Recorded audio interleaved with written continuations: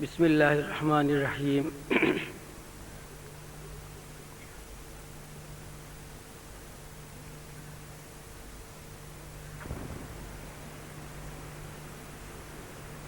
حاضرین مجلس،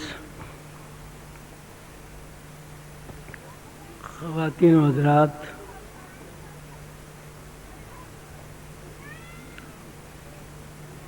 مراقبہ حال کے انچارج صاحبان،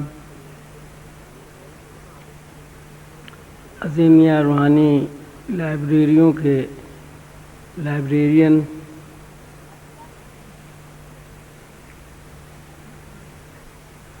پاکستان اور بیرون پاکستان سے آنے والے مہمانان گرامی،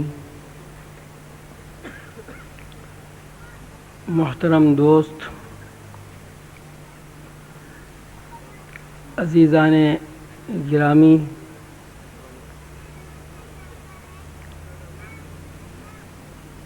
آپ کا یہ بھرپور اجتماع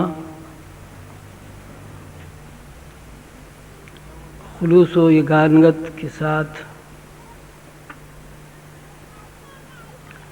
آپ کا مرکزی مراقبہ حال میں قیام،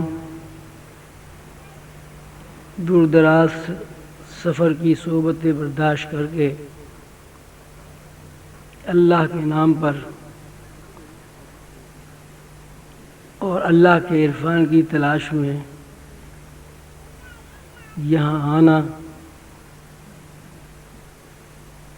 یہ سب میرے لیے باعث افتخار ہے، باعث عزت ہے اور قابل تشکر ہے۔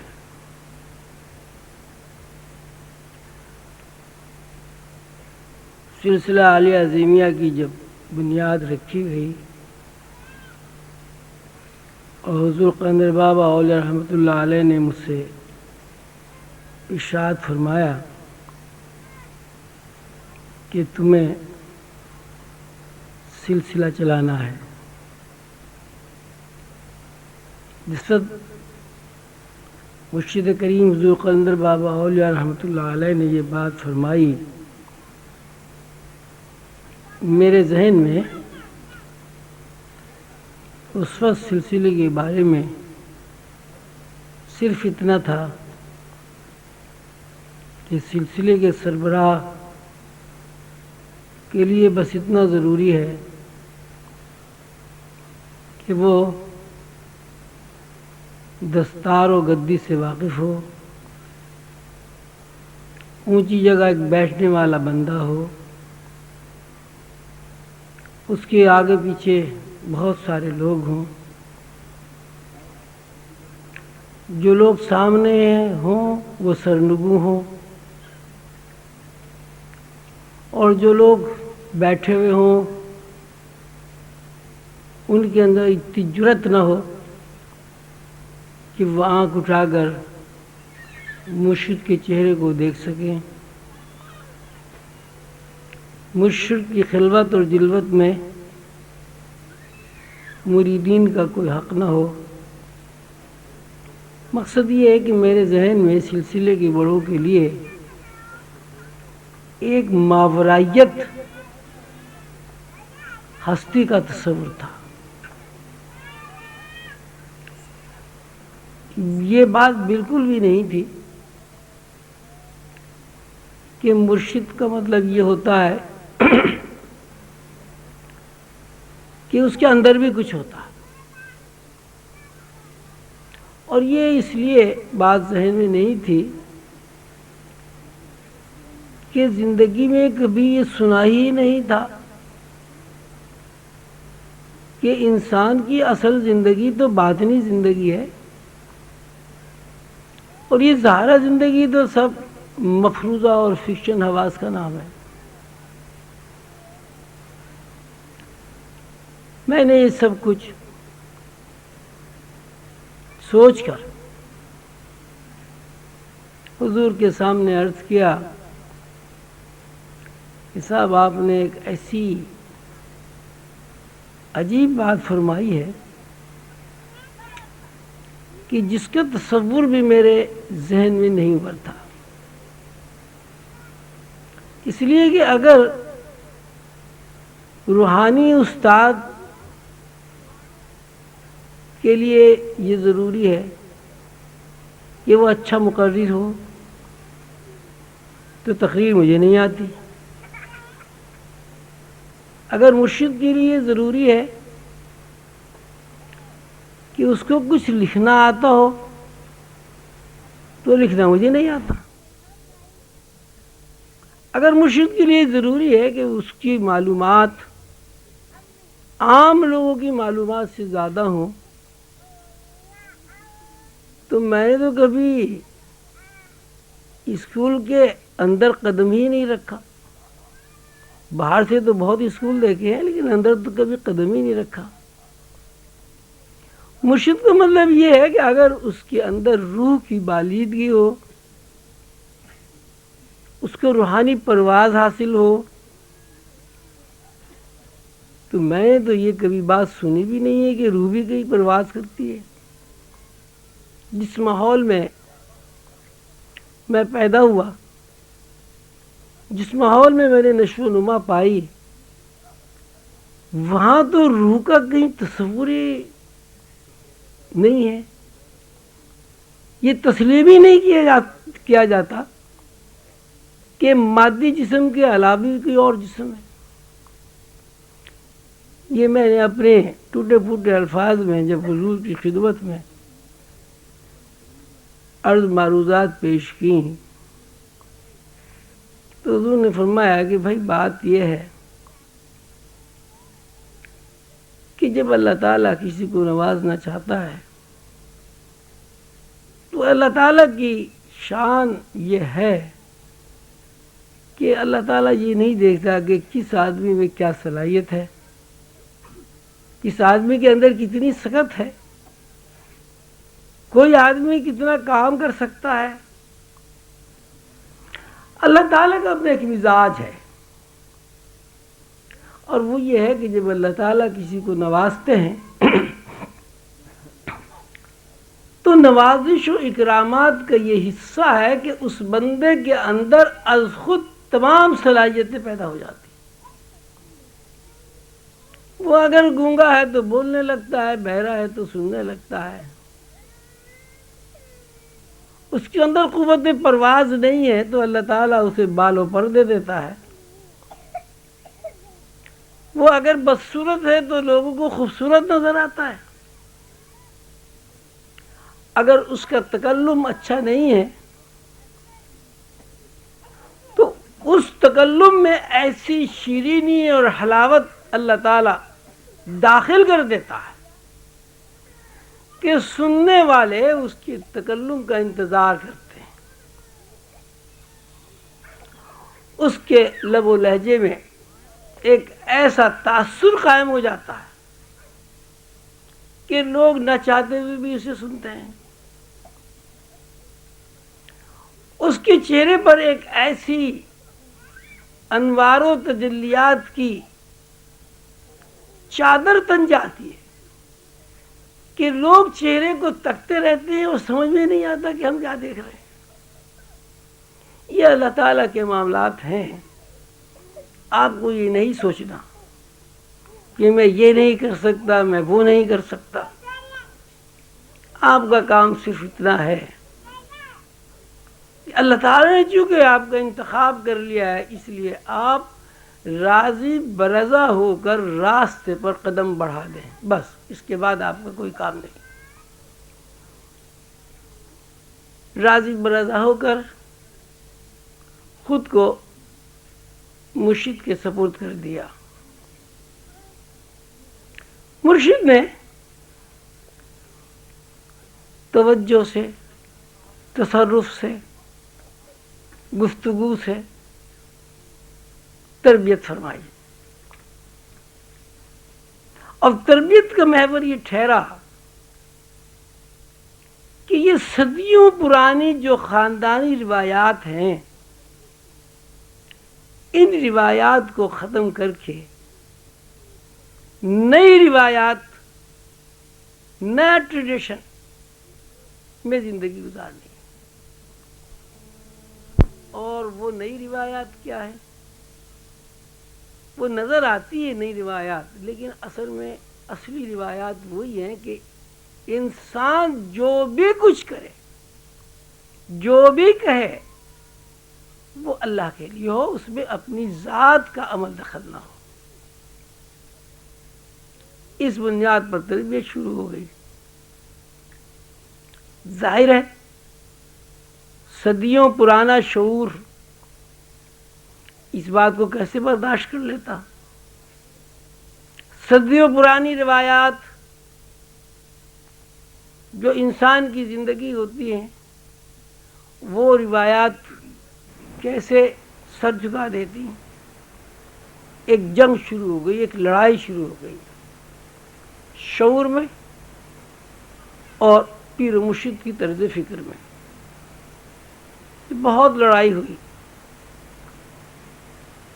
بہت زیادہ تکلیف بھی ہوئی، بہت زیادہ مزاحمت بھی کی گئی۔ جب مزاحمت بڑھ گئی، تکلیف اتنی زیادہ ہو گئی کہ احساس تکلیف ختم ہو گیا، تو ایک دن سامنے بٹھا کر فرمایا کہ زندگی گزارنے کے دو طریقے ہیں،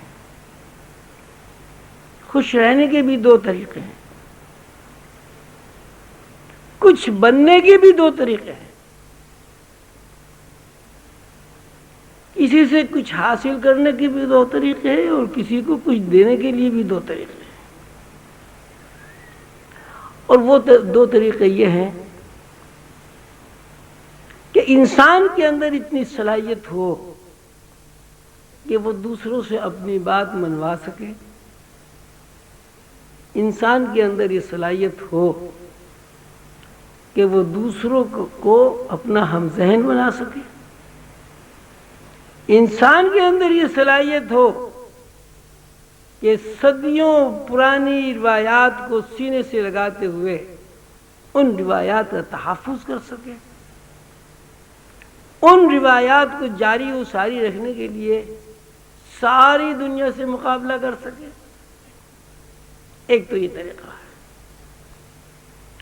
اس طریقے کو دنیا والے انڈیپینڈنٹ ہونا کہتے ہیں، خود مختار زندگی کہتے ہیں۔ یعنی جو آپ چاہتے ہیں وہ دوسروں سے منوا لیں، جو آپ خود ہیں وہ دوسروں کو بنا دیں۔ دوسرا طریقہ یہ ہے کہ آپ اپنی نفی کر دیں،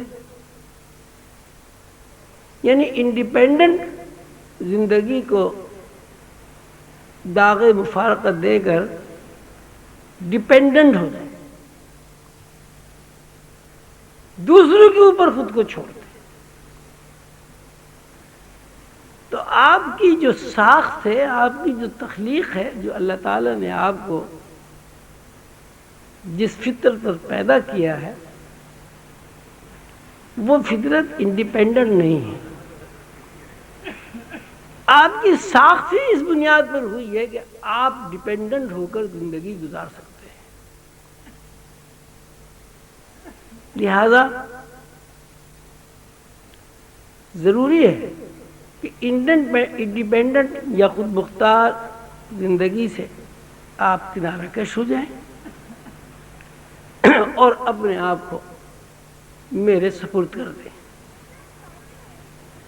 آپ کے اندر یہ صلاحیت نہیں ہے کہ آپ کسی کو اپنا بنا لیں، آپ کے اندر یہ صلاحیت بدرجہ تب موجود ہے کہ آپ دوسرے کے بن جائیں۔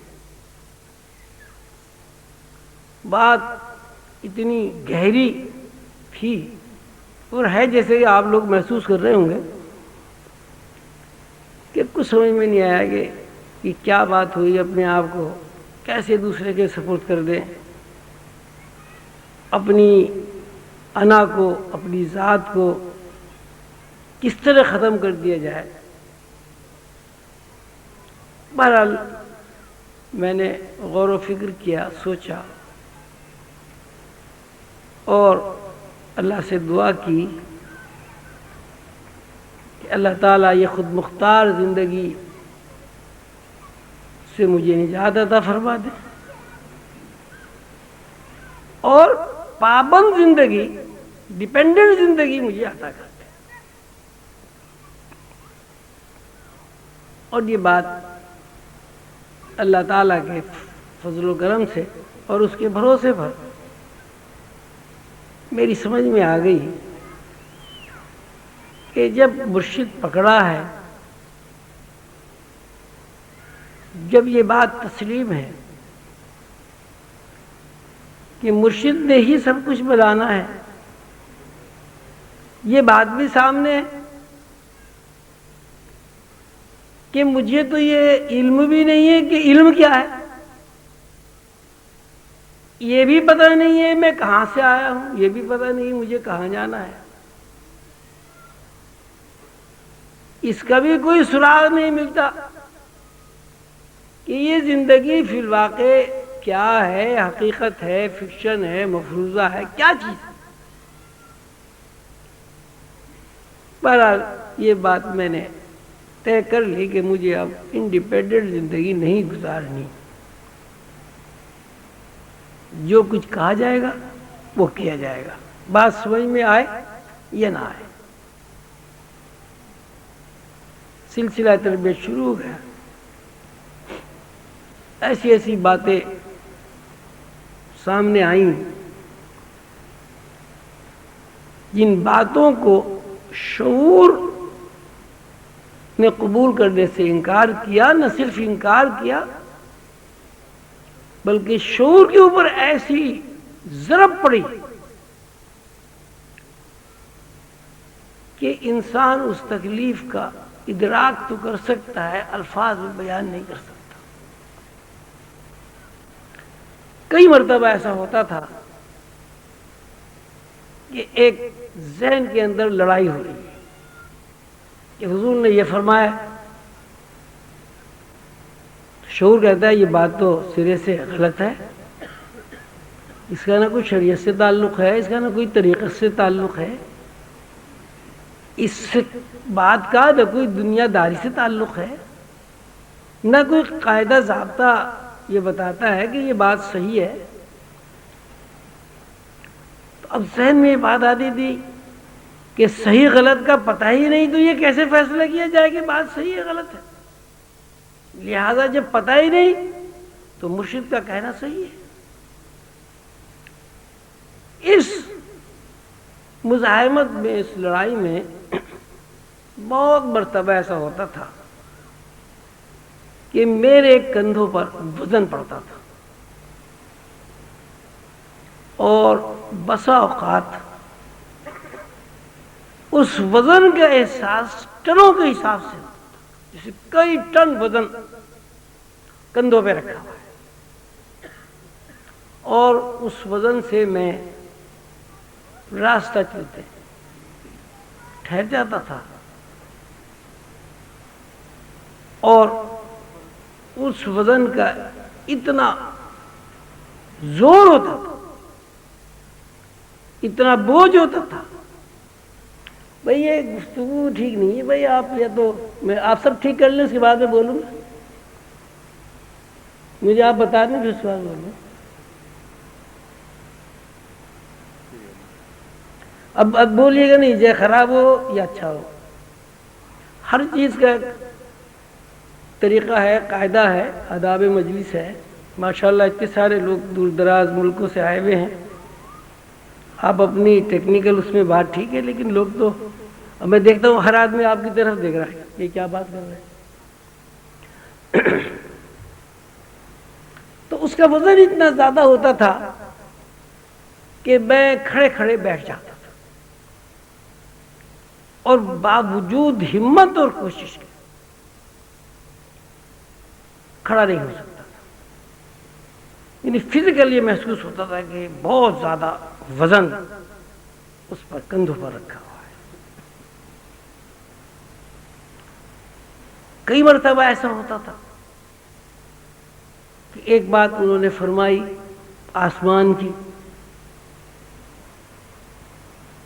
اور شعور نے زمینی حواس سے اسے سمجھنا چاہا،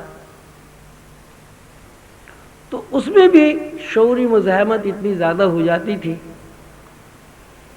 کہ خودکشی کو دل چاہتا تھا، کپڑے پھاڑ دینے کو دل چاہتا تھا، کبھی کبھی یہ دل چاہتا تھا کہ کہیں چھلانگ لگا دو چھت کے اوپر سے، کبھی دل چاہتا تھا سمندر میں کود جاؤ. یعنی ایک عجیب قسم کی بیزاری، اذیت، تکلیف ہوتی تھی کہ جس کے بارے میں کسی سے کوئی تذکرہ بھی نہیں کیا جا سکتا، اس لیے کوئی ہمراز ہی نہیں تھا. اب اگر پیر و مرشد سے اس کیفیت کا تذکرہ کیا جاتا تو یہ بات تو ظاہر تھی کہ انہیں کی وجہ سے ہی سب کچھ ہو رہا تھا. تو یہ سلسلہ آہستہ آہستہ آہستہ بڑھتا رہا، اذیت اور تکلیف کے احساس سے شعور خوگر ہوتا رہا،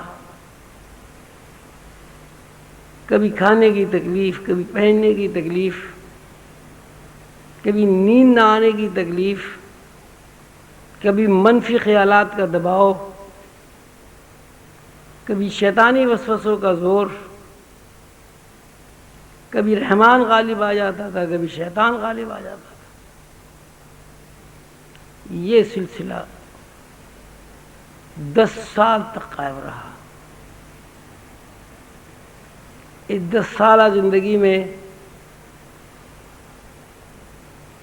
اس لیے کہ خوشی اور غم دونوں متوازی ہوتے ہیں، خوشی کے بغیر غم نہیں ہوتا اور غم کے بغیر خوشی نہیں ہوتی، لیکن اس 10 سالوں میں ممکن ہے کہ 10 ہفتے خوشی کے گزرے ہوں گے، باقی سب اذیت میں ہی گزر گئے.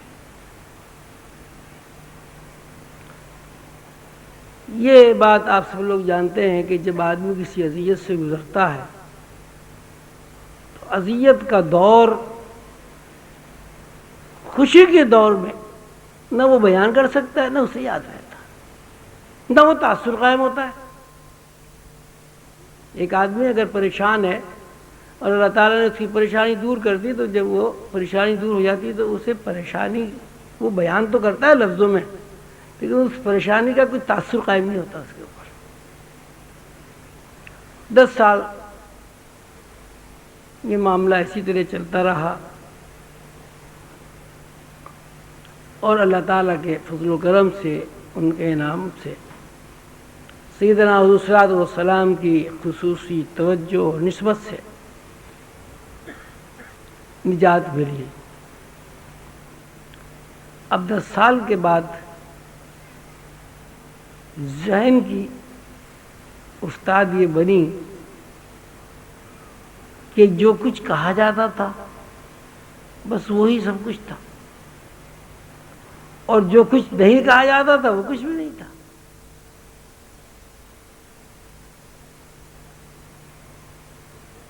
ذہن کے اندر کوئی خیال ہی نہیں آتا تھا، ایسا لگتا تھا کہ ذہن معوف ہو گیا ہے. جو بات جتنی کہہ دی بس اتنی سمجھ میں آ گئی، نہ لفظوں کا کوئی مفہوم ذہن میں آتا تھا، نہ کوئی معانی سمجھ میں آتے تھے، نہ اس کے پیچھے کسی حکمت کا پتہ چلتا تھا. وہ کا صاحب ایک لوٹا، بس ایک لوٹا ہے، کیا لوٹا ہے کچھ نہیں ہے. تو طبیعت کا یہ سلسلہ چلتا رہا اور 16 سال تک یہ سلسلہ قائم رہا. 10 سال تو وضعیت کا سلسلہ قائم رہا، اور 6 سال اس اذیت کو بھولنے کا سلسلہ قائم رہا. 16 سال کے عرصے میں ذہن کی رفتار بھی بڑھی، افتاد طبیعت میں بھی تبدیلی آئی، اور تبدیلی یہ آئی کہ یہاں کچھ بھی نہیں ہے، جو بھی کچھ ہے وہ اللہ ہے۔ اللہ چاہتا ہے بندہ پیدا ہو جاتا ہے، اللہ چاہتا ہے وہ بندہ جوان ہو جاتا ہے، اور اللہ چاہتا ہے وہ بندہ اس دنیا سے رخصت ہو جاتا ہے۔ پیدا ہوا، جوان ہوا، بوڑھا ہوا، مر گیا، کل یہ کائنات ہے زندگی کی۔ جب پیدا ہوا کچھ ساتھ نہیں لایا، جب مرا کچھ ساتھ نہیں لے گیا۔ محلات بنائے، کارخانے لگائے، دکان کی، روزگار کے حصول میں جدوجہد کی، دنیا بھی خراب کی، عاقبت بھی خراب کی۔ اچھا آیا تھا، برا چلا گیا۔ یہ بات 16 سال کے بعد سمجھ میں تو یہ سبھی آپ سب کے بھی آتی ہے۔ سب جانتے ہیں کہ کوئی آدمی یہاں نہ کچھ لے کے آتا ہے نہ کچھ لے کے جاتا ہے، ہر آدمی ہی جانتا ہے، لیکن اس بات کا یقین آدمی کے اندر پیدا نہیں ہوتا۔ یہ یقین پیدا ہونے کے لیے کہ آدمی یہاں کچھ لے کر نہیں آتا اور کچھ لے کر نہیں جاتا، اس یقین کو مستحکم ہونے کے لیے 16 سال کی زندگی لگی، اور وہ 16 سال کی زندگی بھی انفرادی زندگی نہیں ہے، مرشد کی قربت کی زندگی رہی۔ شب و روز مرشد کے ساتھ قربت رہی، تب یہ بات سمجھ میں آئی کہ بھائی سچی بات یہ ہے کہ انسان نہ پیدا ہونے پر با اختیار ہے، پتہ ہی نہیں ہے۔ با اختیار تو جب اسے پتہ ہو کہ مجھے پیدا ہونا ہے، اسے اس بات کا علم ہے کہ مجھے کہاں پیدا ہونا ہے، اسے علم ہی نہیں ہے کہ سید کے یہاں پیدا ہونا ہے، پٹھان کے یہاں پیدا ہونا ہے، جاپان میں پیدا ہونا ہے، امریکہ میں پیدا ہونا ہے، پاکستان میں پیدا ہونا ہے، یہ نہیں پیدا ہونا ہے، پتہ ہی نہیں ہے۔ جب اس بات کا علم ہی نہیں ہے کہ کہاں پیدا ہونا ہے تو با اختیار ہونا تھا کوئی اس کو صحیح نہیں ہے، سوال ہی پیدا نہیں ہوتا۔ آپ پیدا ہو گئے جہاں اللہ نے چاہا، چمار کے یہاں چاہا چمار کے یہاں پیدا ہو گئے، بادشاہ کے یہاں چاہا بادشاہ کے یہاں پیدا ہو گئے۔ چپٹی ناک سے پیدا کر دیا، آپ چپٹی ناک سے پیدا ہو گئے، کھڑی ناک سے پیدا اللہ تعالیٰ نے کیا، آپ کھڑی ناک سے پیدا۔ آپ کو اللہ نے کوہتا قد کر دیا تو کوہتا قد ہو گئے، دراز قد کر دیا دراز قد ہو گئے۔ رنگ آپ کا کالا ہو اللہ نے پیدا کیا، کالا بنا دیا تو آپ کالے پیدا ہو گئے، گورے اللہ نے بنا دیا تو آپ گورے پیدا ہو گئے۔ آپ جتنے بھی غور کریں گے آپ کو یہ جواب ملے گا کہ پیدا ہونے پر کوئی شخص، کوئی فرد کسی بھی طرح با اختیار نہیں۔ اب پیدا ہو گیا بے اختیار بندہ، بے اختیار آدمی پیدا ہو گیا، اب اس کو اس بات کا اختیار نہیں ہے کہ پیدا ہونے کے بعد وہ جوان ہو جائے۔ اگر پیدا ہونے کے بعد سال میں 2 سال میں اس پر موت وارد ہو گئی تو جوانی کا کوئی تصور ہی نہیں ابھرتا۔ آپ نے دیکھا ہوا جوانی سے پہلے بھی لوگ مر جاتے ہیں، جوان ہونے کے بعد بھی مر جاتے ہیں، بڑھاپا آنے سے پہلے مر جاتے ہیں اور بڑھاپا آنے کے بعد بھی نہیں مرتے۔ تو اس کا مطلب بھی یہی نکلا کہ آپ کو جس طرح پیدا ہونے پر کوئی اختیار نہیں، اسی طرح مرنے پر بھی آپ کو کوئی اختیار نہیں، یعنی زندہ رہنے پر بھی آپ کو کوئی اختیار نہیں۔ جب آپ کی موت آئے گی آپ مر جائیں گے۔ حضور قندر بابا اول رحمۃ اللہ علیہ ارشاد فرمایا کرتے تھے کہ انسان عجیب بیوقوف ہے، موت سے ڈرتا ہے اور موت ہی انسان کی سب سے بڑی محافظ ہے۔ مستقر و متاع الی حین، اللہ تعالیٰ نے ایک وقت مقرر کر دیا اس زمین پر رہنے کے لیے. موت مرنے نہیں دیتی جب تک وقت کا تعین پورا نہیں ہو جاتا. ملک الموت کی جہاں یہ ڈیوٹی ہے کہ وہ روح قبض کرے، ملک الموت کی یہ بھی ڈیوٹی ہے کہ وقت معینہ سے پہلے کسی آدمی کو اس دنیا سے باہر نہیں جانے دے. اس کا مطلب ہوا کہ انسان کی سب سے بڑی محافظ جو ہے اس کی موت ہے، اور انسان اس سب سے بڑی محافظ سے ہی ڈرتا ہے. ہر آدمی موت سے ڈرتا ہے. حالانکہ موت سے آپ ڈرے نہ ڈرے، اگر اس کا وقت نہیں ہے آپ مر نہیں سکتے، اگر وقت آ گیا ہے تو آپ رک نہیں سکتے. ایک ایسی حقیقت ہے کہ جس حقیقت سے دنیا کا کوئی ایک فرد بھی انکار نہیں کر سکتا، لیکن اس کے باوجود سب جانتے ہیں کہ وقت مقررہ تک یہاں رہنا ہے اور وقت مقررہ کے بعد یہاں سے جانا ہے،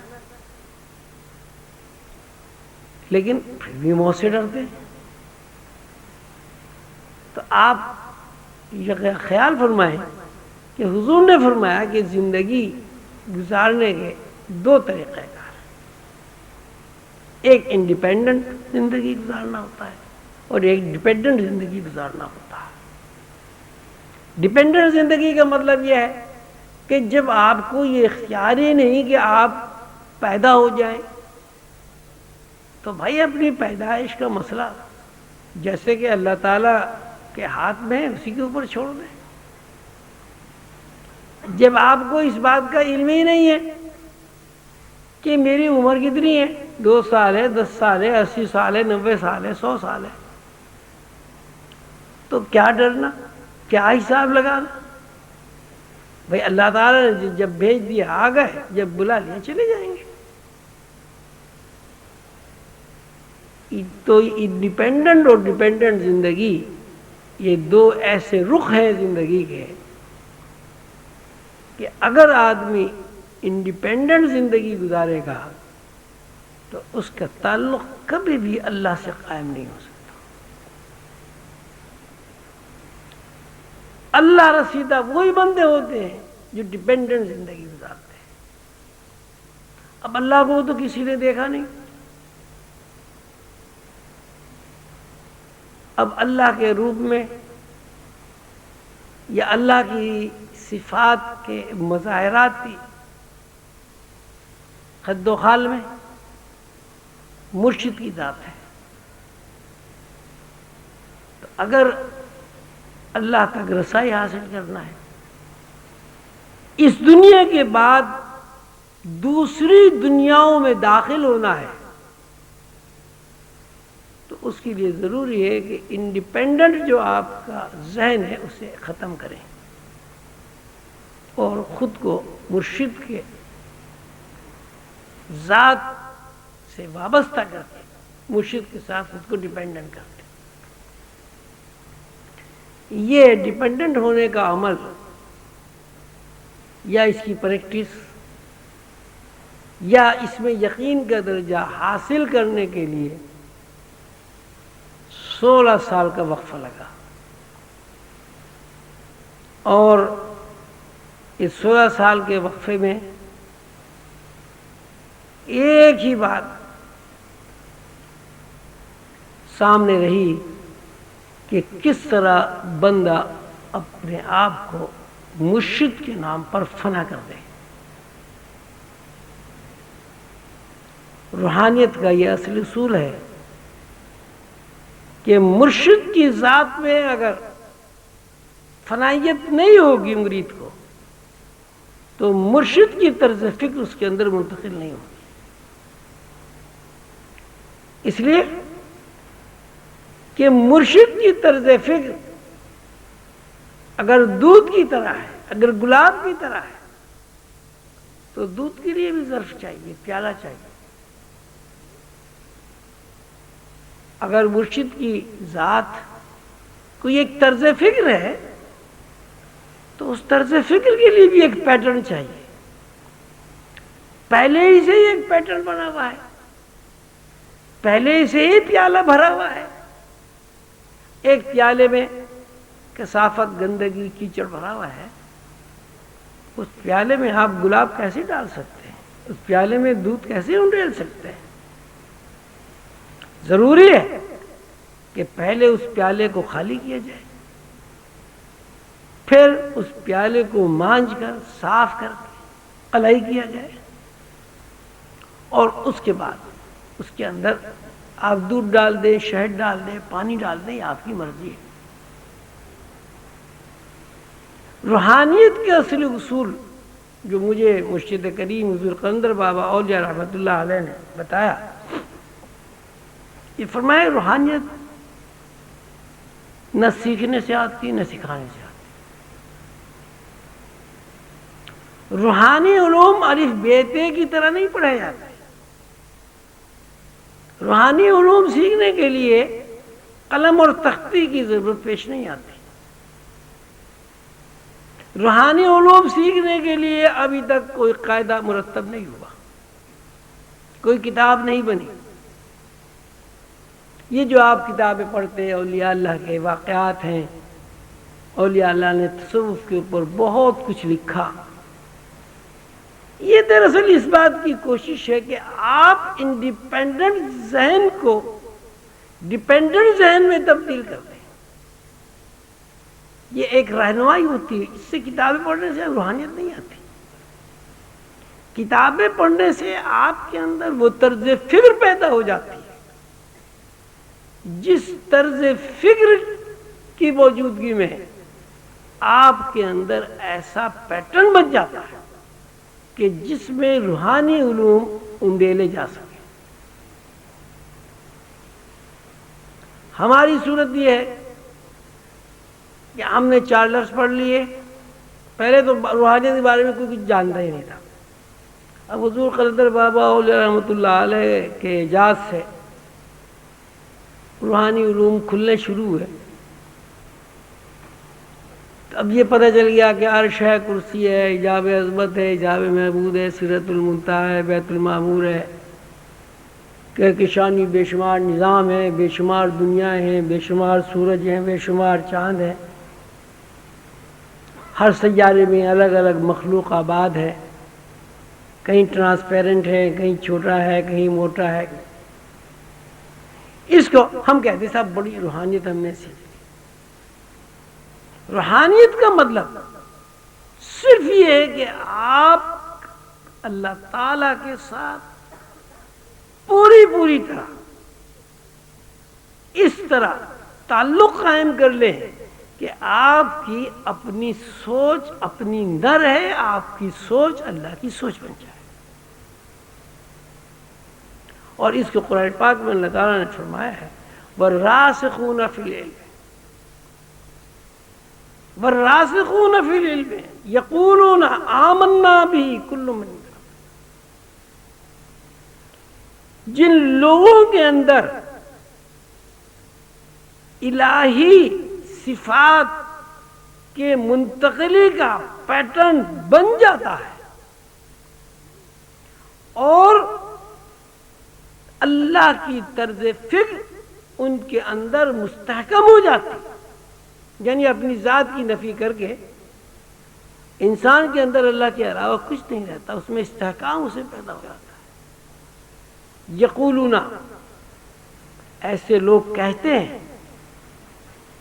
آمنا بھی, یہ بات ہم نے مشاہدہ کر لی ہے, اس بات نے یقین کا درجہ حاصل کر لیا ہے. یقولون آمنا بھی کل من عند ربنا, کہ یہاں رب کے علاوہ کچھ نہیں. خیال اگر آ رہا ہے تو وہ بھی رب کی طرف سے آ رہا ہے. بھوک اگر لگ رہی ہے تو وہ بھی رب کی طرف سے لگ رہی ہے. پیاس اگر لگ رہی ہے تو پیاس کا تقاضا بھی رب کی طرف سے آ رہا ہے. انسان کے اندر اگر حرکت ہے وہ بھی رب کی طرف سے. انسان کی وریدوں اور شریانوں میں اگر خون دوڑ کر رہا ہے وہ بھی رب کی طرف سے، اگر انسان کی وریدوں اور شریانوں میں دوران خون بند ہو گیا ہے وہ بھی رب کی طرف سے۔ دنیا کی کوئی مشین، کوئی طاقت ایک دفعہ اگر آدمی مر جائے تو رگوں میں، وریدوں میں، شریانوں میں خون کو نہیں دوڑا سکتا۔ انسان کی پیدائش رب کی طرف سے، انسان کی موت رب کی طرف سے۔ یہ پتہ ہی نہیں انسان کہ انسان ہے کیا، اسے تو یہ بھی علم نہیں ہے کہ انسان جب زمین پر چلتا ہے، پھرتا ہے، حرکت کرتا ہے، سوچتا ہے،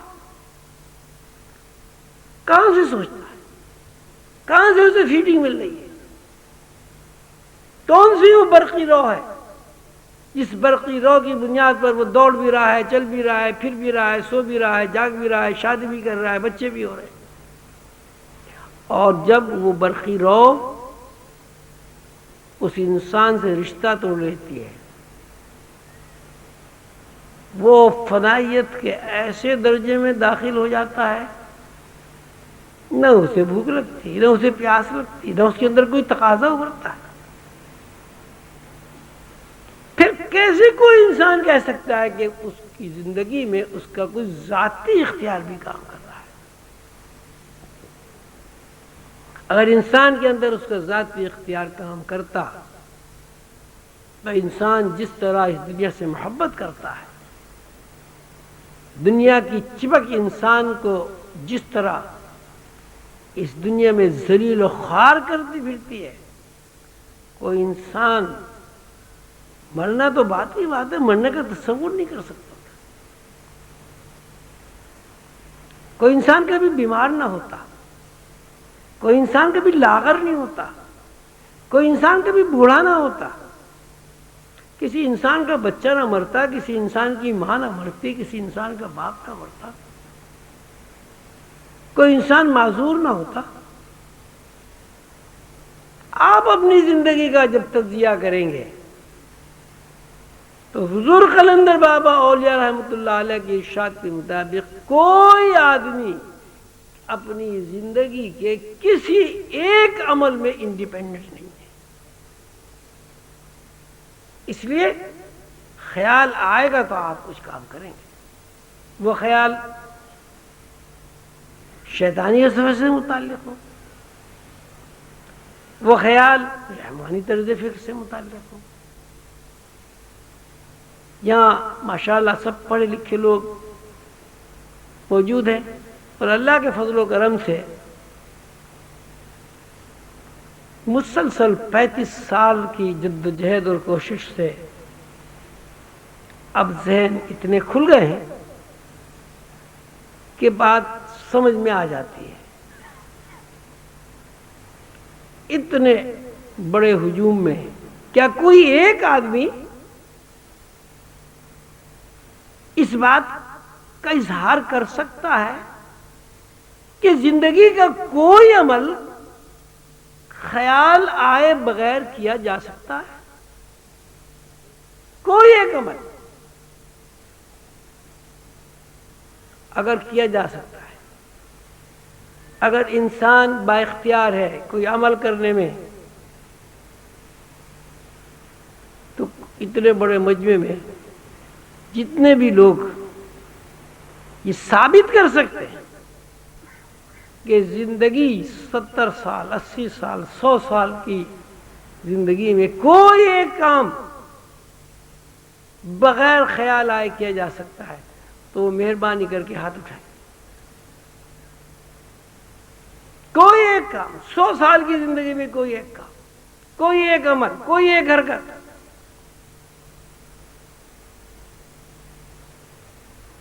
100 سال کی زندگی، 100 سال کی زندگی کا اگر آپ حساب لگائیں، گھنٹے اور منٹ اور سیکنڈ اور لمحات کتنے بنتے ہیں؟ کروڑوں سے تجاوز کر جاتے ہیں۔ یعنی اگر انسان کی 70 سال کی زندگی ہے تو 70 سال کی زندگی میں اس نے کروڑوں عمل کیے ہیں، کروڑوں کام کیے ہیں، کروڑوں فیصلے کیے ہیں۔ ان کروڑوں فیصلوں میں سے، ان کروڑوں عمل میں سے کوئی ایک عمل آپ بتائیں جو اللہ کی طرف سے خیال آئے بغیر آپ نے کیا۔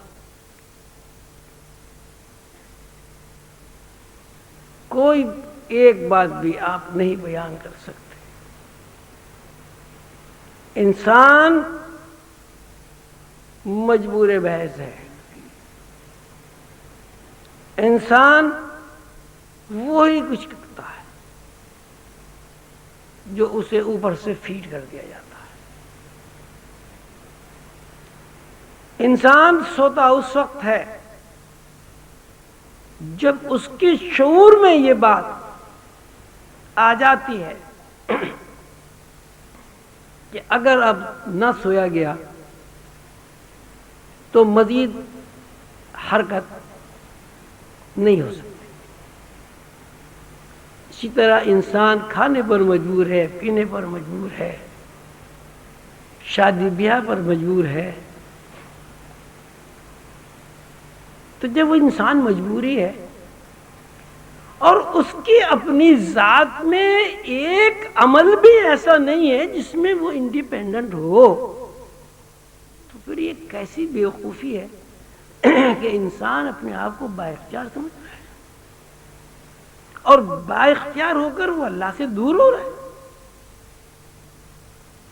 حضور قلندر بابا علیہ رحمۃ اللہ علیہ کا ارشاد ہے کہ اگر انسان اس بات کو سمجھ لے، اس حقیقت سے آشنا ہو جائے کہ یہاں کوئی بھی مخلوق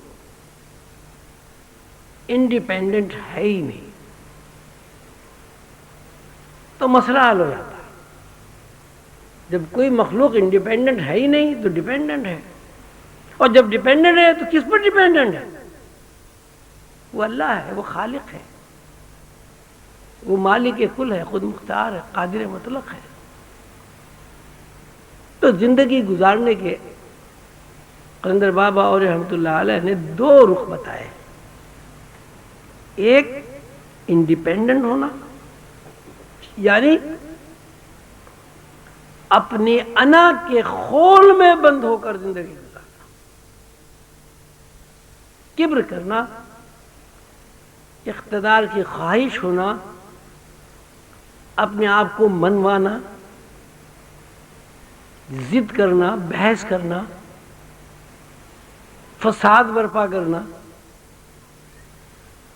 بات وہی ہے کہ اپنے آپ کو منوانا، یہ منوانا کہ میں بااختیار ہوں، یہ سب کا سب فساد ہے۔ اور یہ طرز عمل کہ ہم اپنی زندگی میں بااختیار بھی اسی وقت ہے جب اللہ تعالیٰ چاہتا۔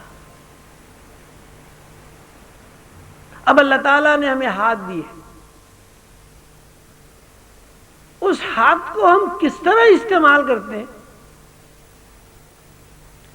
اگر اس کو آپ یہ کہیں کہ صاحب اس میں ہم بااختیار ہیں، اس میں بھی بااختیار ہیں۔ خیال آتا ہے، خیال کے تحت آپ کے اندر ایک میکانکی حرکت ہوتی ہے، ایک میکانزم اندر کام کر رہا ہے، اس کے تحت آپ کام کر لیتے ہیں۔ اب اللہ تعالیٰ نے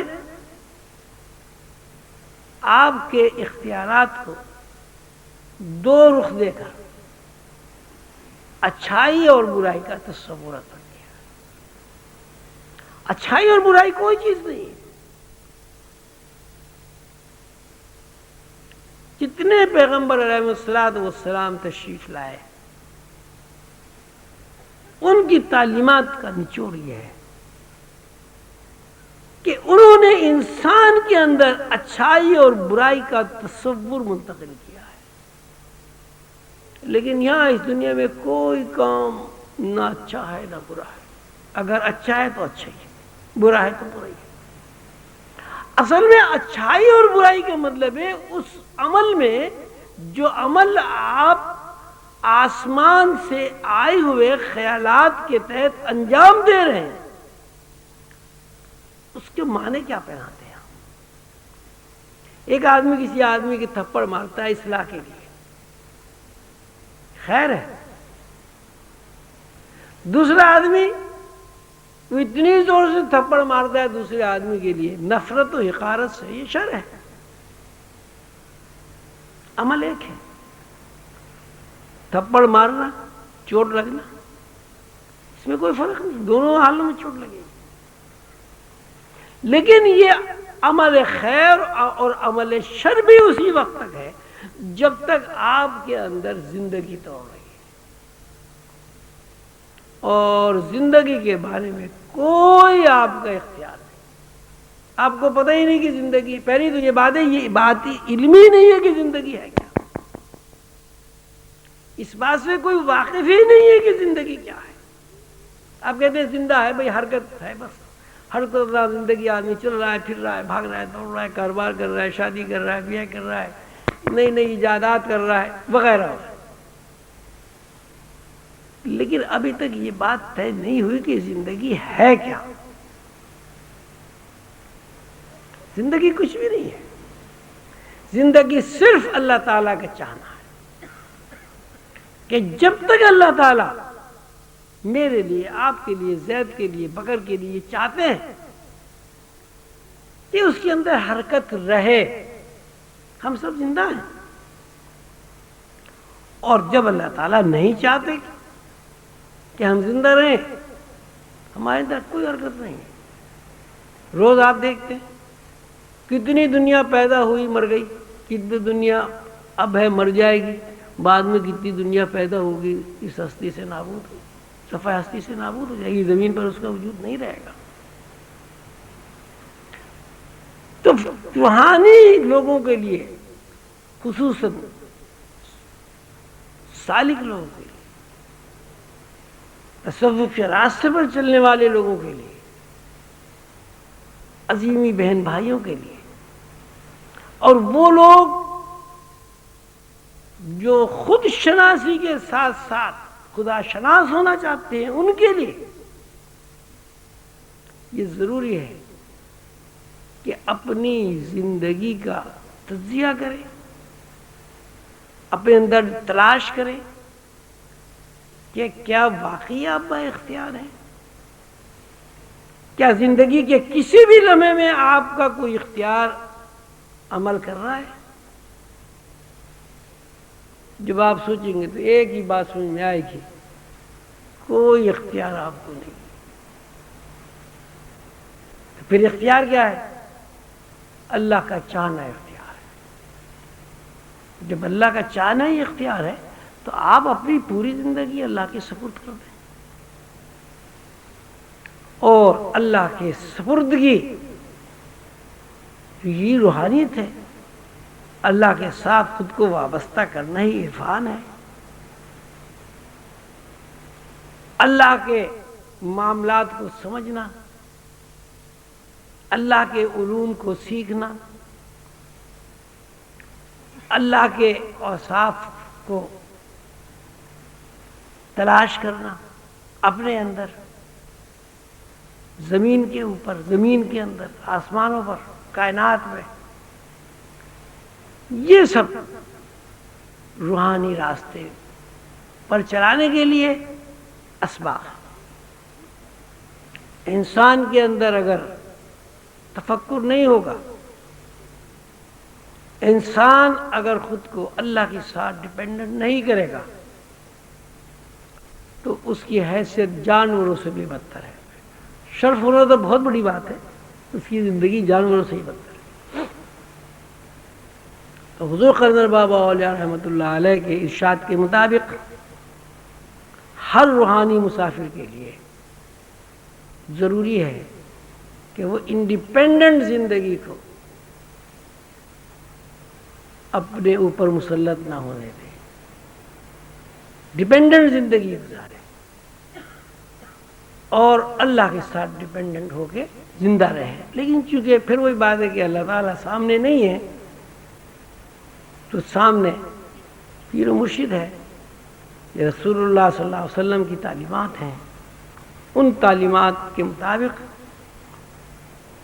خود کو اس طرح ڈھال لے ان تعلیمات میں، اس طرز فکر میں کہ اس کی اپنی ذات کی دفع ہو جائے۔ آپ نے پڑھا ہے، سنا ہے، آپ جانتے بھی ہیں کہ مسلمان ہونے کے لیے شرط ہے کلمہ پڑھنا، لا الہ الا اللہ محمد رسول اللہ۔ اب اس کا ترجمہ نہیں کوئی معبود مگر اللہ، کیا مطلب ہے؟ لا الہ، نہیں کوئی معبود مگر اللہ، اس کا مطلب یہ ہے کہ ہمارے ذہنوں میں جو معبود کا تصور ہے، ہم اپنی ذات کی معرفت،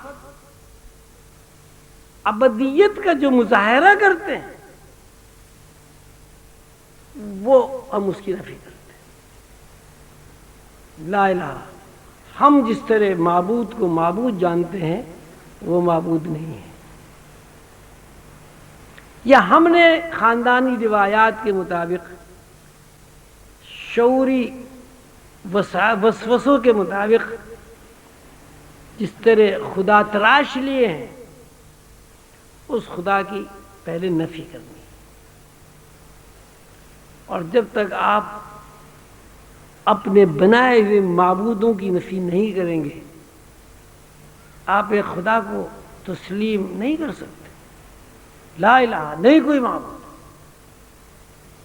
یعنی شعوری اعتبار سے جس طرح ہم خدا کو خدا جانتے ہیں، ہم اس کی نفی کرتے ہیں۔ الا اللہ، مگر ایک واحد ذات اللہ کو اللہ مانتے ہیں۔ اپنی نفی کرنا بھی ڈیپینڈنٹ ہونا ہے۔ لا الہ الا اللہ محمد رسول اللہ، یعنی رسول اللہ صلی اللہ علیہ وسلم جو اللہ کے قاصد ہیں، جس طرح اللہ کے قاصد نے، اللہ کے محبوب بندے نے اللہ کا تعارف کرایا ہے، اس کو تسلیم کرتے ہیں، اور جس طرح دوسرے بندوں نے اللہ کا تعارف کرایا اس کی نفی کرتے ہیں۔ لا الہ الا اللہ، کوئی معبود نہیں مگر اللہ۔ شعوری اعتبار سے اگر آپ خدا کو تسلیم کرتے ہیں تو حقیقی خدا کو تسلیم کرنے کے لیے شعوری خدا کی نفی کرنی پڑتی ہے۔ لا الہ، کوئی معبود نہیں مگر۔ بھائی مجھے بتا دیں، مجھے وقت کتنا دیا گیا؟ مقالے بھی تو پڑھ جائے گا، ہو گیا آپ کا تو پروگرام بہت۔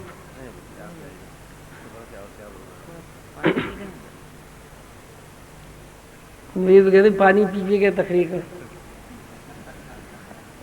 دودھ ہی پلا دیتی، کیا بجے گئے؟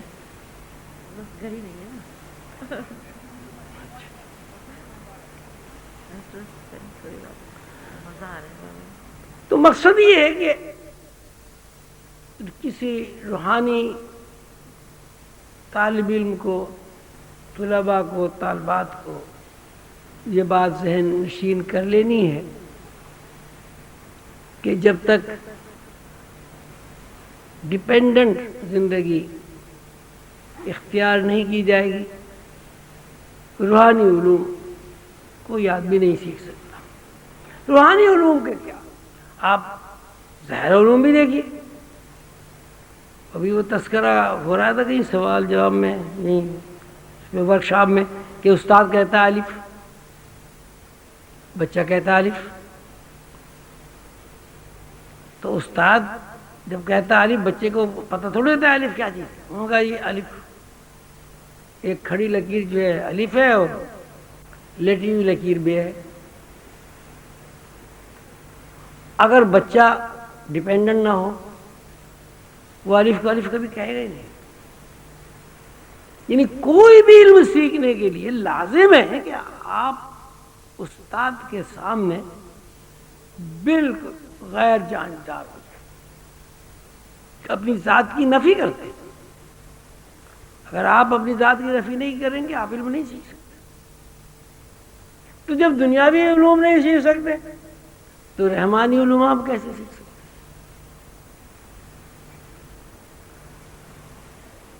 تو ضروری ہے کہ انسان اس دنیا میں رہتے ہوئے، کسی روحانی انسان کے بارے میں عرض کر رہا ہوں، کہ وہ اپنی زندگی کے تمام عوامل،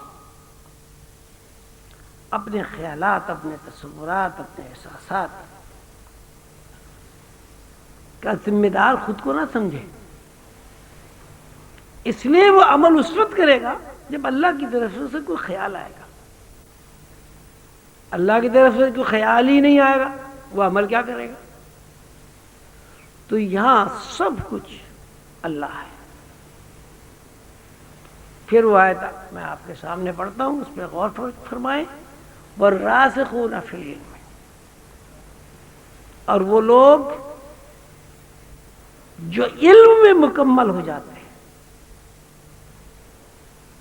جو حقیقی علم حاصل کر لیتے ہیں، اور ان کا ذہن حقیقی علم کو قبول کر لیتا ہے، ان کے اندر الہی علوم کو قبول کرنے کا پیٹرن بن جاتا ہے۔ یقولون، وہ کہتے ہیں، آمنا بھی، ہمارا یقین ہے، ہم اس بات پر ایمان رکھتے ہیں کہ یہاں کوئی بھی چیز ایسی نہیں ہے جو آزاد ہو، خود مختار ہو، ہر چیز اللہ کی طرف سے، کل من عند ربک۔ اللہ تعالیٰ کا یہ بہت بڑا انعام و اکرام ہے کہ اللہ تعالیٰ نے ہمیں سعید روحوں میں شامل کیا۔ وہ اس لیے کہ یہ اتنی دور دراز سے آنا، راتوں کو جاگنا، سردی میں بیٹھنا، یہ صرف سعید روح ہی کر سکتی۔ گھر سے بے گھر ہونا صرف اس لیے کہ ہماری روح یہ چاہتی ہے کہ کوئی ایسا راستہ مل جائے جس راستے میں چل کر روح اپنے خالق کا عرفان حاصل کر لے، اور روح جس طرح اپنے مالک خالق سے جدا ہوئی ہے اس کی بے قراری ختم ہو اور وہ دوبارہ اپنے مالک اور خالق سے گلے مل جائے۔ اللہ تعالی ہم سب کو توفیق عطا کرے کہ ہم سب حضور قلندر بابا اولیاء رحمۃ اللہ علیہ کی تعلیمات کو سمجھنے کے ساتھ ساتھ ان پر عمل کریں۔ حضور قلندر بابا اولیاء رحمۃ اللہ علیہ نے مجھ سے فرمایا، انسان کے اندر 3 بنیادی کمزوریاں ہوتی ہیں، اگر ان 3 بنیادی کمزوریوں پر وہ غلبہ حاصل کر لے تو یقیناً وہ بندہ روحانی بن جاتا ہے۔ وہ 3 کمزوریاں کیا ہیں؟ پہلی بات انہوں نے فرمائی غصہ۔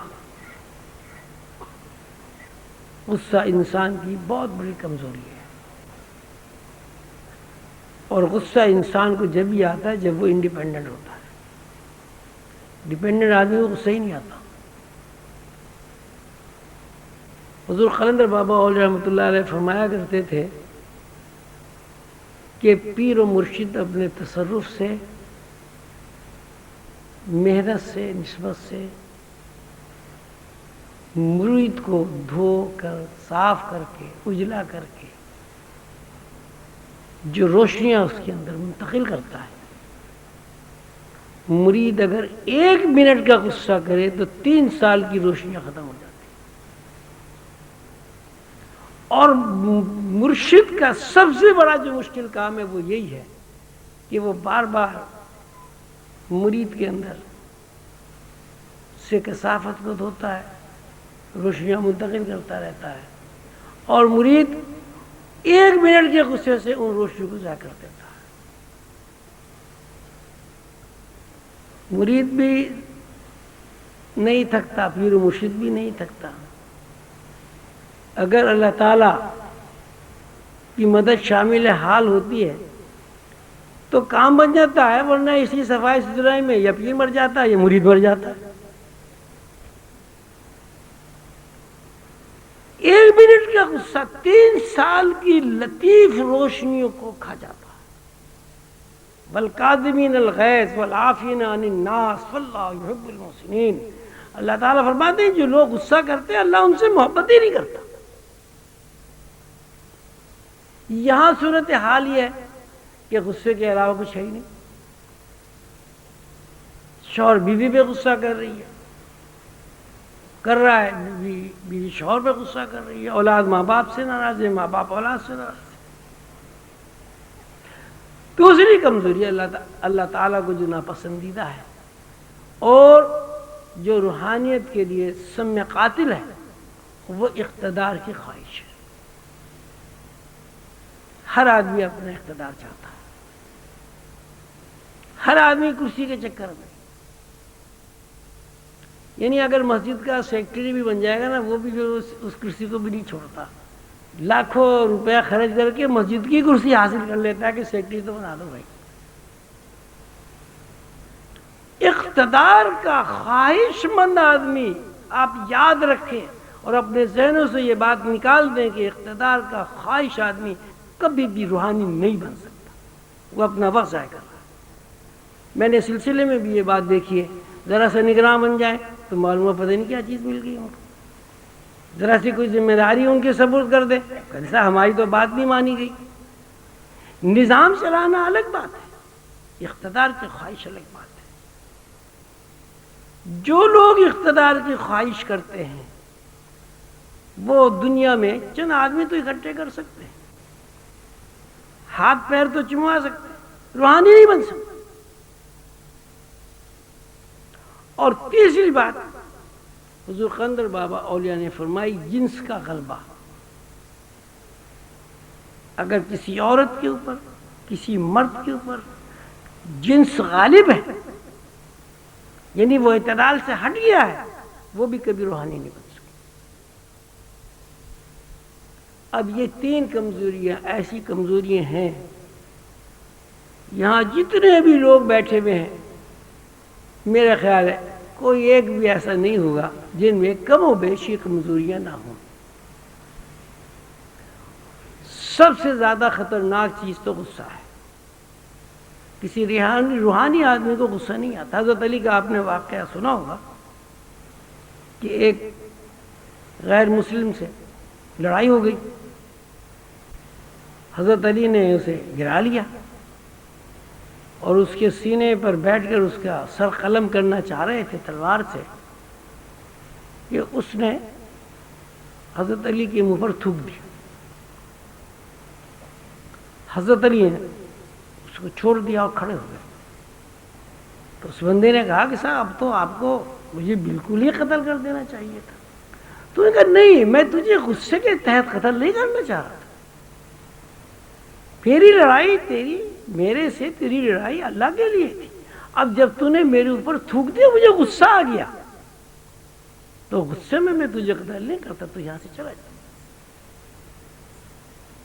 اور وہ آدمی اس بات پر مسلمان ہو گیا۔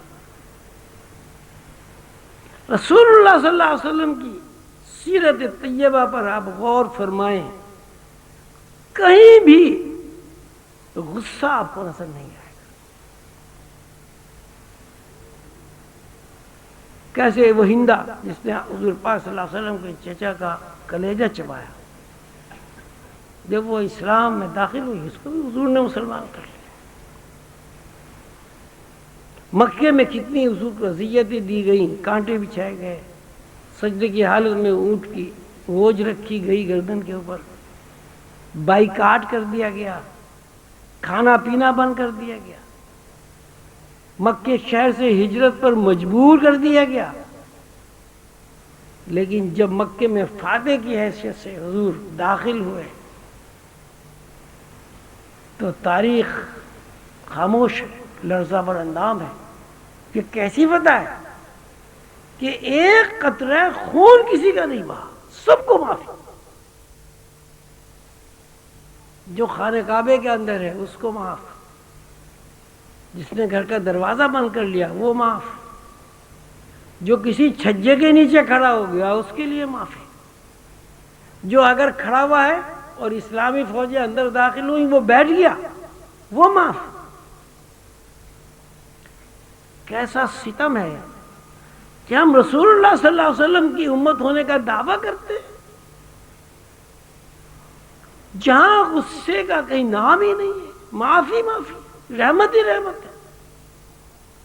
اور ان کی امت کا یہ حال ہے کہ کوئی گھر ایسا نہیں ہے جو غصے سے خالی، ہر گھر میں لڑائی فساد، لڑائی فساد، لڑائی فساد، غصہ، اقتدار کی خواہش۔ جو کام رسول اللہ صلی اللہ علیہ وسلم نے نہیں کیا، ان کی امت اگر وہی کام کرے گی تو رسول اللہ صلی اللہ علیہ وسلم سے اس کو کیسے قربت حاصل ہو سکتی؟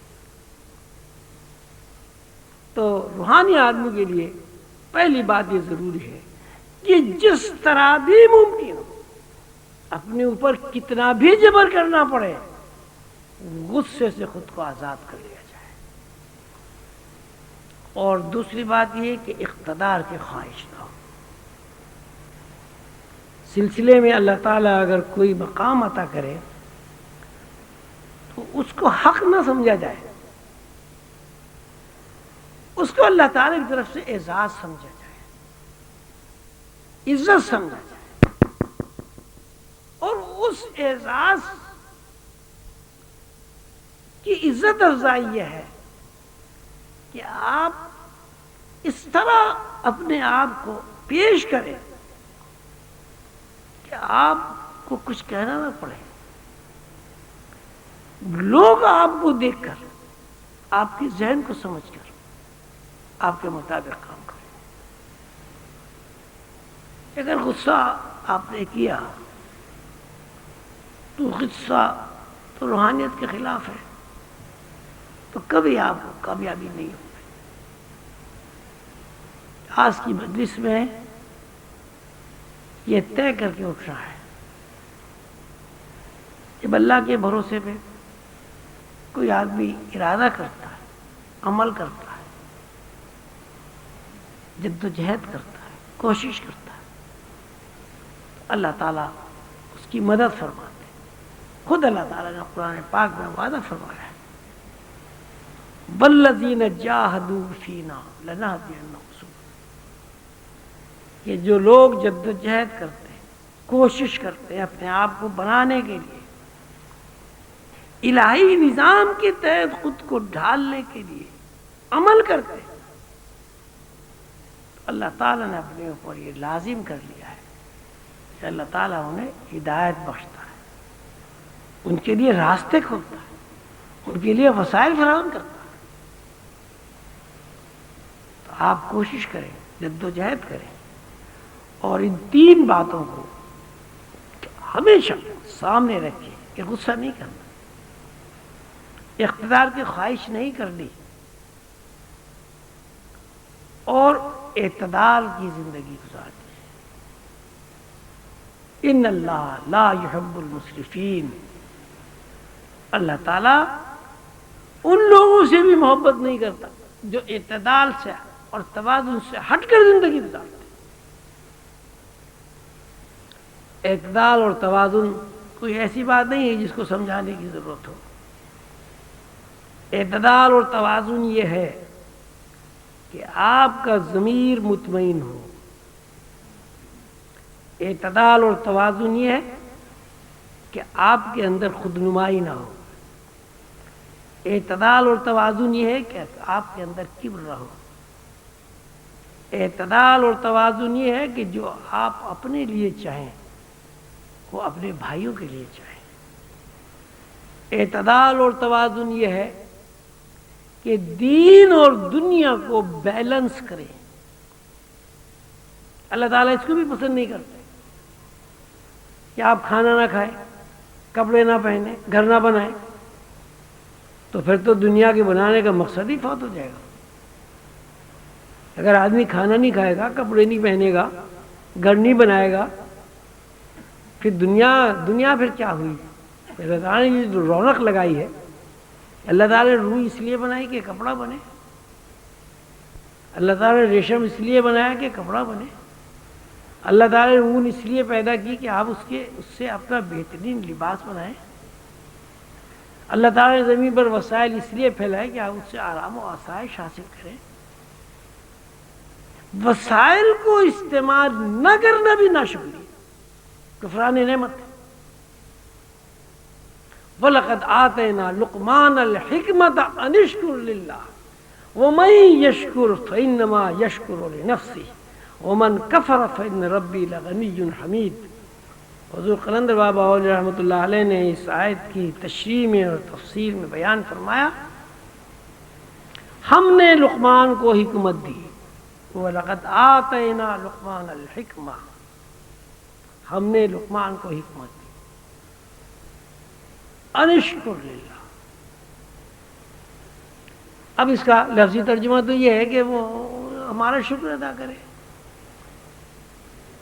لیکن لقمان اللہ کی دی ہوئی نعمت پر تسبیح لے کر بیٹھ جاتے 1000 دانے کی، اور یہ کہتے یا اللہ تیرا شکر ہے، یا اللہ تیرا شکر ہے، یا اللہ تیرا شکر ہے، یا اللہ تیرا شکر ہے. کیا انعام و اکرام اور حکمت کا تقاضا پورا ہو جاتا؟ شکر سے مراد یہ ہے کہ جو نعمت آپ کو حاصل ہے آپ اسے استعمال کریں. وَلَقَدْ آتَيْنَا لُقْمَانَ الْحِكْمَةَ أَنِ اشْكُرْ لِلَّهِ، ہم نے لقمان کو حکمت دی تاکہ وہ اسے استعمال کرے اپنے لیے اور لوگوں کے لیے. اور لقمان علیہ السلام نے اللہ کی دی ہوئی حکمت کو استعمال کیا. اللہ تعالیٰ فرماتے ہیں کہ جو نعمت ہم عطا کرتے ہیں وہ اس لیے عطا کرتے ہیں لوگ اسے استعمال کریں، اس سے استفادہ کریں. اور جو لوگ اس اللہ کی نعمت سے استفادہ کرتے ہیں اس نعمت سے انہیں فائدہ پہنچتا ہے، وہ مستفید ہوتے ہیں، آرام و آسائش انہیں میسر ہوتا ہے. اور جو لوگ اللہ کی نعمت کو استعمال نہیں کرتے وہ محروم ہو جاتے ہیں. اب میرے پاس ایک شال ہے، اللہ تعالیٰ نے مجھے عطا کی. اب میں سردی میں ٹھٹر رہا ہوں اور اس شال استعمال نہیں کرتا، اور اللہ کا شکر ادا کرتا ہوں، یا اللہ تیرا شکر ہے تو نے مجھے شال دی، یا اللہ تیرا شکر ہے تو نے مجھے شال دی، یا اللہ تیرا. تو شکر کا مطلب ہی استعمال ہے. حضور قلندر بابا فرماتے ہیں کہ اللہ کی نعمت کو اس طرح استعمال کرو کہ تمہارا ذہن اللہ کی طرف چاہے. وَلَقَدْ آتَيْنَا لُقْمَانَ الْحِكْمَةَ أَنِ اشْكُرْ لِلَّهِ، کہ ہم نے لقمان کو حکمت دی اس لیے تاکہ وہ ہمارے لیے، ہماری خوشی کے لیے اس کو استعمال کریں. تو اگر آپ دنیا بیزار ہو جائیں گے، دنیا میں کاروبار نہیں کریں گے تو دنیا تو اندھیر ہو جائے گی. اللہ تعالیٰ دنیا کو اندھیر کرنا نہیں چاہتا. اللہ تعالیٰ اگر دنیا کو اندھیر کرنا چاہتے دنیا میں اتنے وسائل پیدا کرنے کی کیا ضرورت ہے؟ نئی نئی ایجادات جو ہو رہی ہیں اس کی کیا ضرورت ہے؟ اللہ تعالیٰ یہ چاہتے ہیں کہ دنیا میں جو نعمتیں اللہ تعالیٰ نے آپ کو عطا کی ہیں آپ انہیں بھرپور انداز میں استعمال کریں، لیکن ذہن میں یہ رکھیں کہ یہ نعمت اللہ کی دی ہے، ہماری ملکیت نہیں ہے، ہمارا ذاتی تصرف اس کے اوپر کچھ نہیں. اللہ نے دیے اس لیے ہم استعمال کر رہے ہیں. تو اللہ کی دی ہوئی جو بھی نعمت آپ اللہ کے لیے استعمال کرتے ہیں اس سے اللہ راضی ہوتا ہے، اس سے اللہ خوش ہوتا ہے. اور اللہ کی دی ہوئی نعمت کو آپ اپنی ذاتی ملکیت سمجھ کر اگر استعمال کرتے ہیں تو اللہ اس سے خوش نہیں ہوتا. آپ اپنی ذاتی ملکیت سمجھ کے نعمت کو استعمال کریں، اس کا فائدہ بھی آپ ہی کو پہنچے گا. آپ اللہ کی نعمت کو اللہ کی ملکیت کے تصور سے استعمال کریں، اس کا فائدہ بھی آپ کو پہنچے گا. تو اب دوسری بات، پہلی بات 3 باتیں تو میں نے آپ کو وہ بتائی، اقتدار کی خواہش، غصہ اور اعتدال کی زندگی. 3 باتیں یہ ہو گئی. چوتھی بات یہ ہے کہ جو بھی کچھ یہاں دنیا میں ہے آپ اس کو بھرپور انداز میں استعمال کریں، لیکن ذہن میں اس بات کو دہرائیں یہ چیز اللہ کی دی ہوئی ہے، اللہ نے ہمیں دی ہے، استعمال کرنے سے اللہ خوش ہوتا ہے، اس لیے ہم اسے استعمال کر رہے ہیں. 5ویں بات یہ ذہن نشین ہونی چاہیے کہ انسان روحانی ترقی اس وقت تک نہیں کر سکتا جب تک وہ شعور کے خول میں بند رہتا ہے. اس لیے کہ روحانیت لامحدود علم ہے. شعور کا مطلب ہی محدودیت ہے. لامحدود چیز حاصل کرنے کے لیے آپ کو محدودیت کے دائرے سے نکلنا ہوگا. جب تک محدودیت کے دائرے سے آپ باہر قدم نہیں نکالیں گے لامحدود دائرے میں داخل نہیں ہو سکتے. ایک روحانی آدمی کو یہ سمجھنا چاہیے کہ اس کی سوچ، اس کی فکر محدود نہ ہو. وہ شعوری اعتبار سے سونے چاندی کے ذخیروں میں گم نہ ہو جائے. وہ شعوری اعتبار سے محض دنیا کو اپنا مقصد نہ بنائے. وہ شعوری اعتبار سے اتنا گمراہ نہ ہو جائے کہ فرعون اور شداد و نمرود کی اوصاف اس کے اندر داخل ہو. ہر انسان کو اللہ تعالیٰ نے لامحدود بنایا ہے. روح جو آپ کے اندر کام کر رہی ہے وہ لامحدود ہے، اور آپ کا یہ مادی وجود اور شعور محدود ہے. تو یہ بھی ہمیں سوچنا ہے کہ اللہ تعالیٰ کی دی ہوئی نعمتوں سے ہمیں بھرپور استفادہ کرنا ہے، لیکن ان چیزوں کو اپنی ملکیت تصور نہیں کرنا، اللہ کی دی ہوئی چیزیں سمجھ کر انہیں استعمال کرنا. اللہ تعالی ہم سب کا حامی و ناصر ہو. آپ سب حضرات کا بہت شکریہ کہ آپ اتنی دور دراز سے تشریف لائے. یہاں مرکزی مراقبہ حال کے عظیمی بچوں نے، خواتین نے، حضرات نے آپ کے آرام و آسائش کے لیے اپنی طرف سے بہت سے پروگرام بنائے. بہت سارا انہوں نے کام کیا. یہ عرس کا جو یہ مہینہ ہوتا ہے 5-6 دن آپ لوگ یہاں تشریف رکھتے ہیں، تو اس کی تیاری اگست کے آخر سے شروع ہو جاتی ہے. ستمبر، اکتوبر، نومبر، دسمبر اور 20 جنوری. اس کا مطلب یہ کہ 4 ماہ 20 روز تک آپ کے عظیمی بہن بھائی جو کراچی سے متعلق ہے اور جن کی خدمات مرکزی مراقبہ حال کے لیے وقف ہے، وہ آپ کے آرام و آسائش کے لیے، آپ کو خوش کرنے کے لیے 4 مہینے 20 دن رات دن محنت کرتے ہیں کہ آپ لوگ تشریف لائیں. تزئین و آرائش سے بھی آپ کو خوشی ہو، پھول دیکھ کر بھی آپ کی روح میں سرور داخل ہو، انتظام دیکھ کر بھی آپ خوش ہوں. اور یہ بات بھی ہمارے پیش نظر رہتی ہے کہ ساری دنیا کے مراقبہ حال کے نگران صاحبان اور ذمہ دار سلسلے کے حضرات بھی تشریف لاتے ہیں،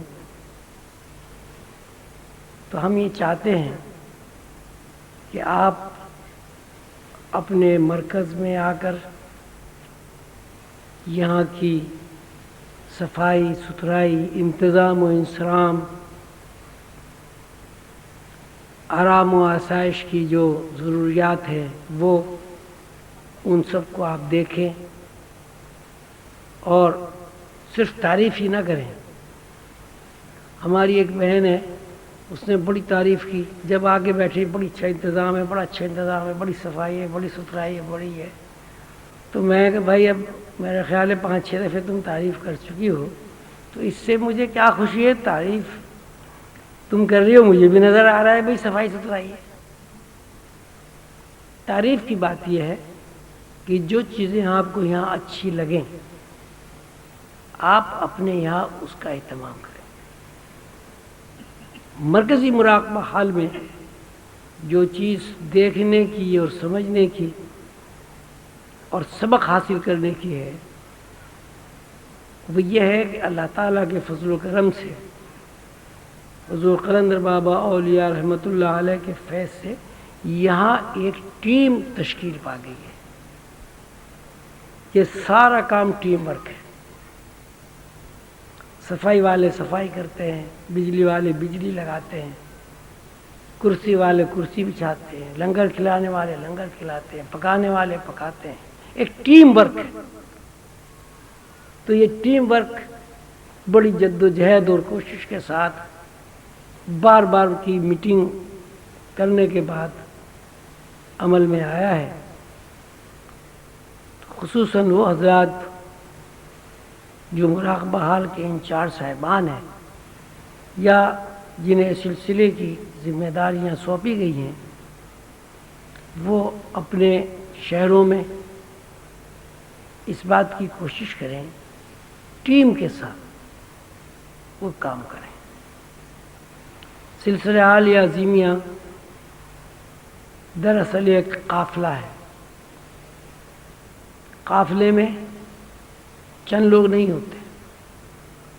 قافلے کا مطلب یہی ہوتا ہے کہ اس میں ہر طرز فکر کا آدمی موجود ہوتا ہے۔ قافلے میں موچی بھی ہوتا ہے، درزی بھی ہوتا ہے، کارپینٹر بھی ہوتا ہے، معلم بھی ہوتا ہے، شاگرد بھی ہوتا ہے، نان بھائی بھی ہوتا ہے۔ یعنی زندگی میں کام آنے والے جتنے بھی لوگ ہیں وہ سب قافلے میں شریک ہوتے ہیں۔ قافلہ سالار کی یہ ذمہ داری ہے کہ گو کہ وہ سب سے آگے ہوتا ہے، لیکن اسے اپنے آگے ہی نہیں دیکھنا، پیچھے زیادہ دیکھنا ہوتا ہے۔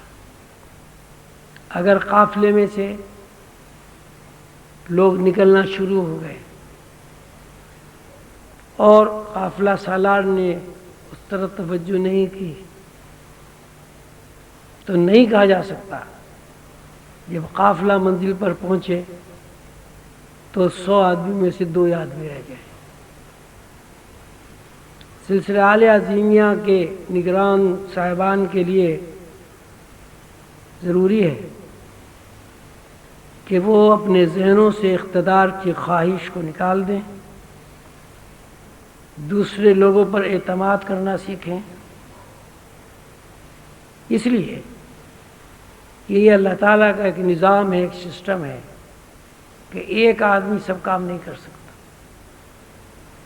ایسا ممکن نہیں ہے کہ ایک آدمی تنور پہ روٹی بھی لگائے، سالن بھی پکائے، بازار سے گوشت بھی خرید کے لائے، بچوں کو تعلیم بھی دے، علاج بھی کرے۔ یہ ممکن نہیں ہے۔ اگر یہ ممکن ہوتا تو اس دنیا پہ گروہی سسٹم قائم نہ ہوتا۔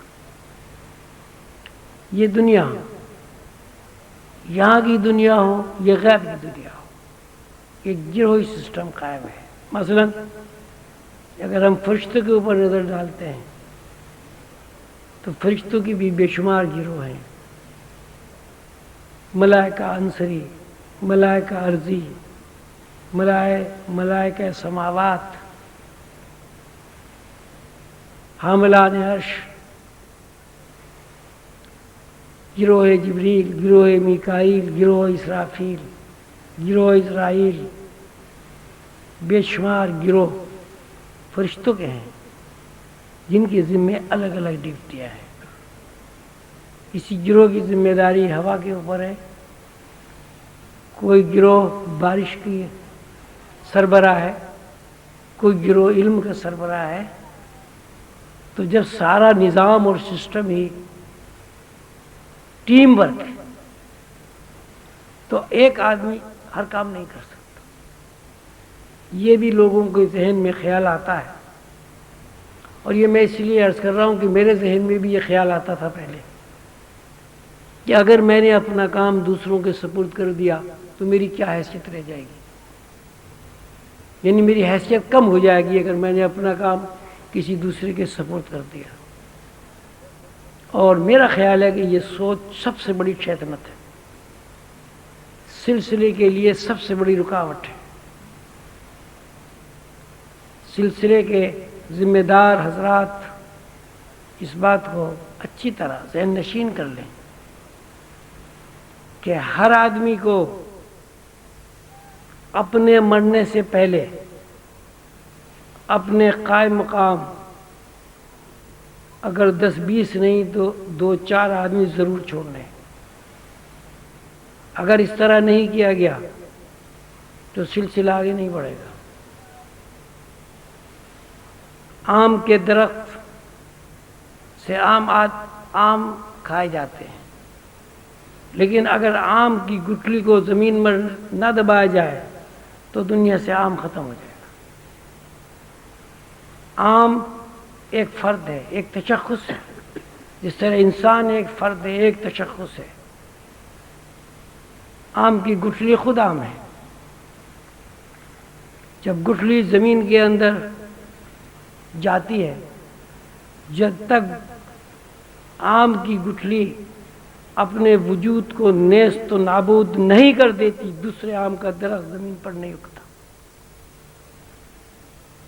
اسی صورت سے سلسلہ عالیہ عظیمیہ کے ارکان کی ذمہ داری ہے کہ وہ اس دنیا کو چھوڑنے سے پہلے خود کو زمین کے اندر دفن کر کے نیست و نابود کر دے، تاکہ ان کی جگہ 1 2 3 4 درخت اور ہوں۔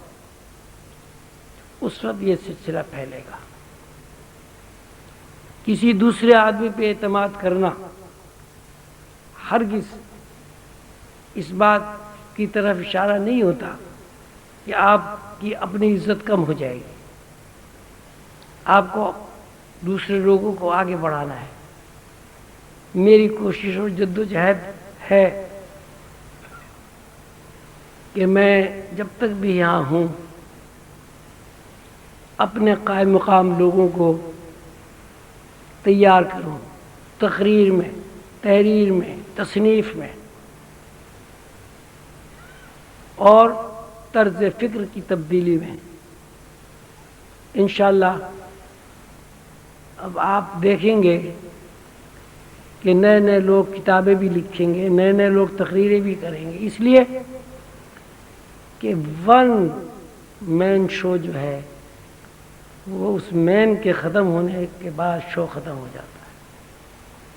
سلسلہ عالیہ عظیمیہ کی ترویج اور ترقی اسی طرح ممکن ہے کہ ہر آدمی اپنی نفی کر کے دوسرے لوگوں کو آگے بڑھائے۔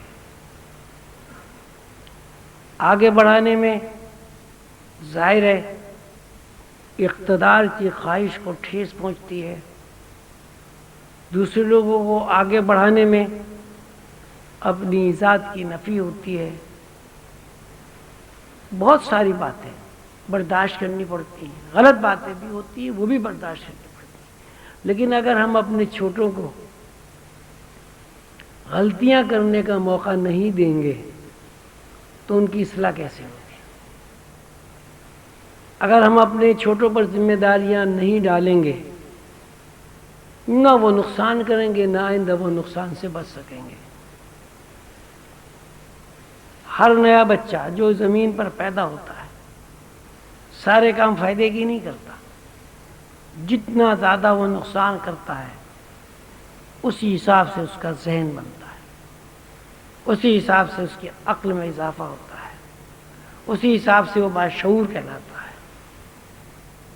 لہذا ضروری ہے کہ ذمہ دار حضرات اپنے چھوٹوں کو آگے بڑھائیں۔